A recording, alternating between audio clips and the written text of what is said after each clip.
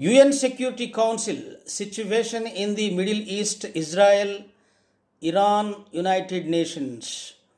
UN Secretary General Antonio Guterres and the heads of UN agencies have condemned Saturday's joint Israeli and US attacks on Iran and the Iranian retaliatory strikes on Israel and the Gulf regions.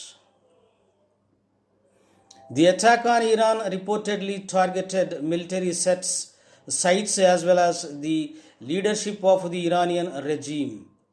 Explosions were heard in Israel and Gulf countries after Iran launched a wave of drones and missiles.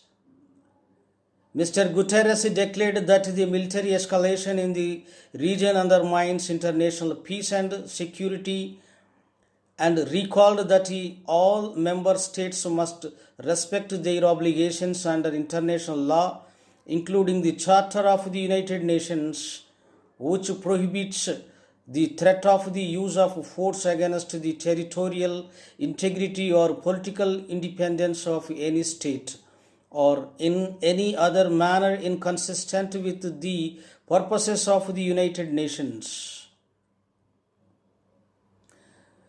The UN chief called for an immediate cessation of hostilities and de-escalation and warned that a failure to do so risks a wider regional conflict with grave consequences for civilians and regional stability. Risk of destruction on an unimaginable scale, senior officials added their own responses on Saturday morning.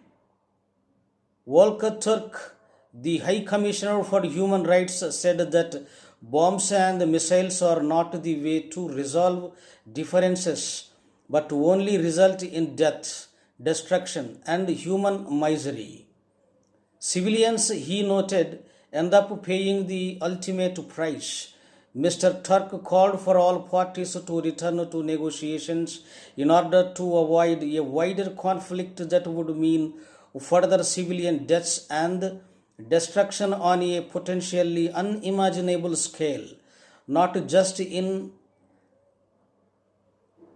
Iran but across the Middle East region.